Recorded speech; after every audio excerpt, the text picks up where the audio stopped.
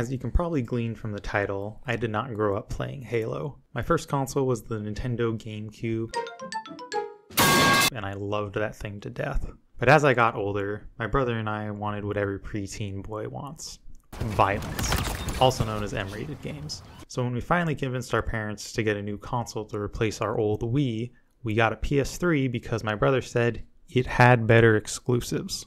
And he wasn't wrong. Did we ever buy any of those critically acclaimed exclusives such as The Last of Us, Uncharted, or Metal Gear?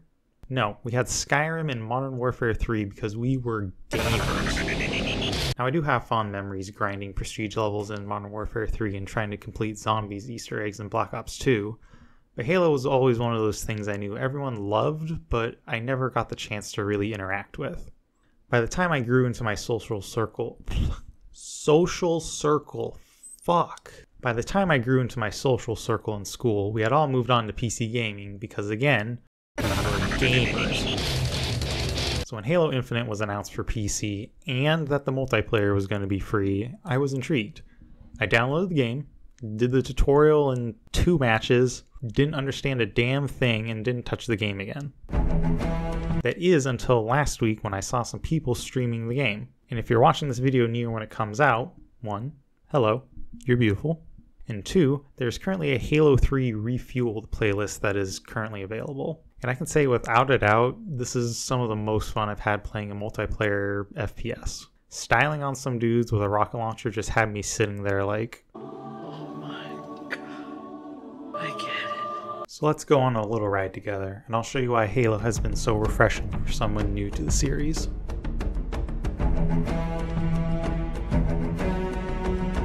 The biggest reason Halo has been so fun for me specifically is one that lies at the foundation of the game's design: the time to kill.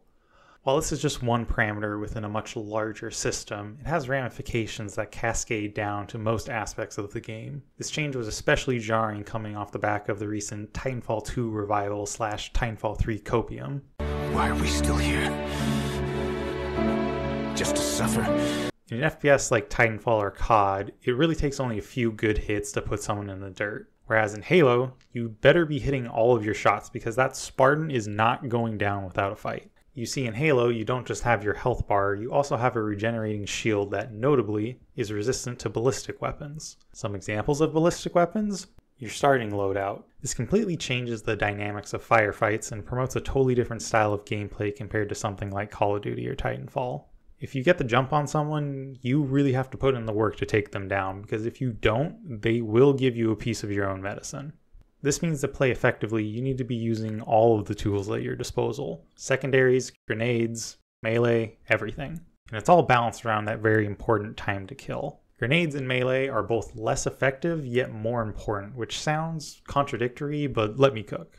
You can stand directly on top of the standard grenade and it will only take down your shield, but refills and variants are littered throughout the map. Melee attacks are only a one-hit kill if you get a back slap and take 2 smacks normally. So on the face of it, yes, these tools are objectively less powerful than in other titles, but just the numbers alone don't show the whole picture. Save for some obvious exceptions, most weapons in Halo tend to suck at longer ranges. Combine this with the more condensed combat areas and the longer time to kill, and we can see why these tools are more effective even though they are technically weaker. Being pushed to fight in tighter areas gives more opportunities to use your melee attacks, and because health pools are so large, you'll likely need to use it to actually finish off your enemies, or else risk dying in the middle of a reload. Because grenades can't just one-shot you, the devs are able to provide more refills without just completely breaking the game, which in turn means players are more incentivized to use them. So even though your auxiliary tools are weaker in terms of raw numbers, they still end up being more useful because of the rest of the game's design. And this was an incredible experience for me. I'm so used to these other forms of damage being so much more situational, and they usually just get ignored due to how effective it is to just shoot the guy. But in Halo, close combat becomes this mini-game of risk versus reward. Have you dealt enough damage to finish them off in one melee strike? Are you injured enough to get smacked yourself? Do you close the distance and risk trading with them? Or worse, do you try to close the distance and just get countered by them simply walking backwards? All of this together makes firefights swing between effectively switching between all of your available forms of damage and frantically throwing out whatever bullshit you can, both of which are entertaining in their own way. Another aspect that I really enjoy is also a system that only works as a result of the increased time to kill, and that is visual clarity. In both Titanfall and Halo, enemies pop out of the background because they're outlined in bright colors that contrast the more muted backgrounds. In that context, both get a gold star for me. Perfect. But there's something more that makes me appreciate Halo's implementation. While Halo technically conveys less info than Titanfall, it does so in a way that makes it more useful. Enemy pilots have bars above their heads that show exactly how much health they have left, but because of how fast the game is, both in terms of movement and kill speed, it's not particularly useful. But when you're in combat with an enemy Spartan, there are clear visual indicators to tell you if their shield is still up. Shiny? Dangerous. Sparky? Go for the kill. Are you seeing why the time to kill matters so much? Technically getting less precise information in Halo, but it matters so much more since you actually have the time to breathe and make decisions based on that info. Finally, I want to talk about power weapons. Power weapons are weapons that are powerful. Wow! Incredible! They spawn at specific locations on the map and at specific timed intervals. They have very limited uses, but make up for it by being very, well, powerful. Even if you haven't played Halo before, you've likely heard of them. The rocket launcher, plasma sword, sniper rifle, the classics. And you haven't truly known fear until you're staring down someone bull rushing you with a plasma sword. It's obvious power weapons are fun because it's fun to be powerful, but they have to be properly implemented for them to truly shine. The first part of that equation, as I've already shown multiple times, comes back to the time to kill. These weapons feel as powerful as they do because you have a proper baseline to compare them to.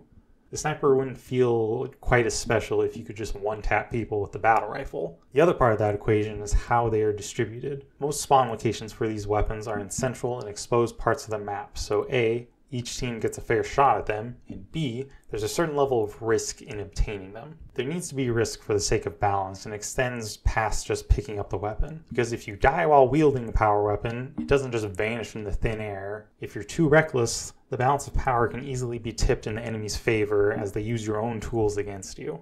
While it's outside the scope of this video, power weapons in general are an incredibly interesting topic throughout gaming's history, and if you want a more in-depth look at it, I highly recommend Leon Massey's video on it that I've linked in the description.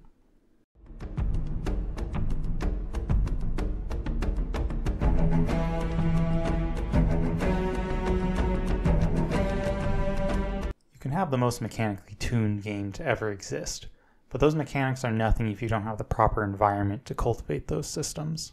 I haven't played every single playlist or even every game mode within a lot of those playlists I have, but I have been loving how casual the game has felt. Now, before the keyboard warriors start crucifying me, I don't call it casual to say that it's simple or that the skill floor is low. I like to think all the praises I sang earlier show that. When I say casual, I'm mostly talking about the vibes. I still get the occasional gamer rage, like when I get ass blasted by a rocket or miss 3 melee attacks in a row. I mean, come on, I almost had him! But the vast majority of games I've played have been pretty chill.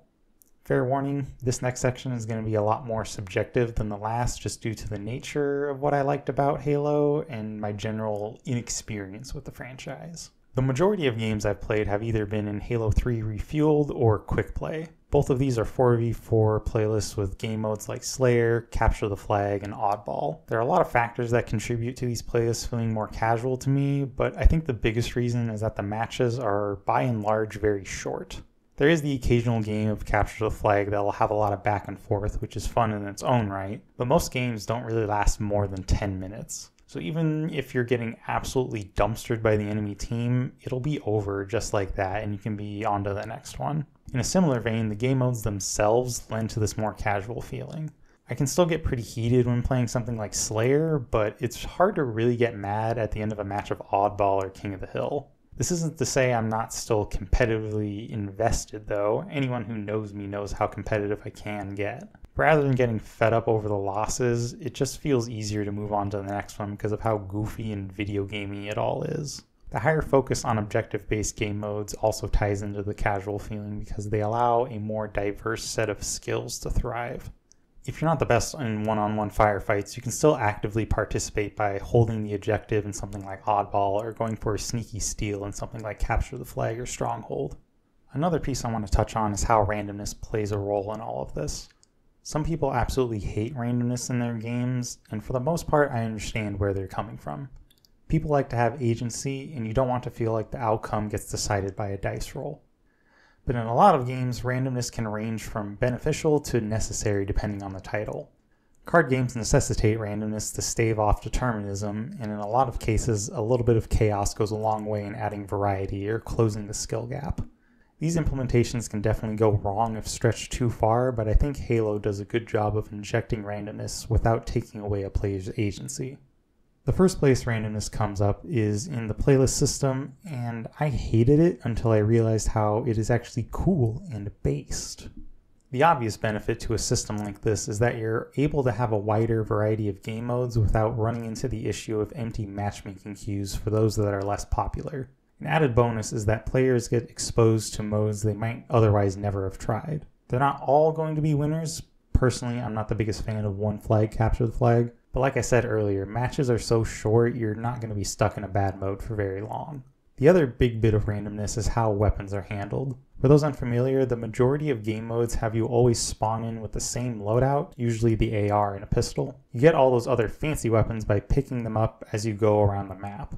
You're never guaranteed the weapon you want, so there's this very specific joy when finding your favorite. But more importantly, even though there is this random element, you still have the agency to choose what you want. Do you shop around for something specific and risk running into the enemy unprepared? Do you just pick up the first thing you see and roll with it? And most importantly, do you just stick to your starting loadout? I say this is the most important because the starting AR, even with all of its faults, is still a very viable weapon. Are there better options? Yes.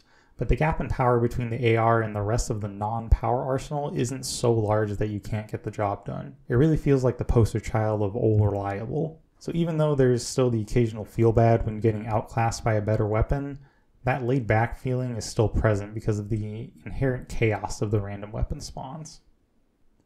While I've obviously had a lot of good things to say about Halo Infinite, I won't pretend that the game is perfect. Although I don't care too much about cosmetics, I've heard that the monetization can be pretty rough, and I definitely have my gripes with the UI design. Like, why do I need to open a separate menu to equip the item and then lose my place in the list of cosmetics? But as far as the game itself goes, I have pretty little to complain about. Some of the most fun I've had in the last couple of months has just been planting myself down on the couch with a bowl of Doritos and just jamming the multiplayer for a couple of hours. It really just makes you feel like a real gamer. So if you've never given Halo a shot, I do recommend it if other shooters have you worn out. For those of you who are long-term fans, hopefully I didn't get anything too wrong, but feel free to let me know if I did in the comments below. Thank you to everyone who made it to the end. There are some buttons above the description if you liked what you saw or if you want to see more from me. And hopefully, I'll see you in the next one.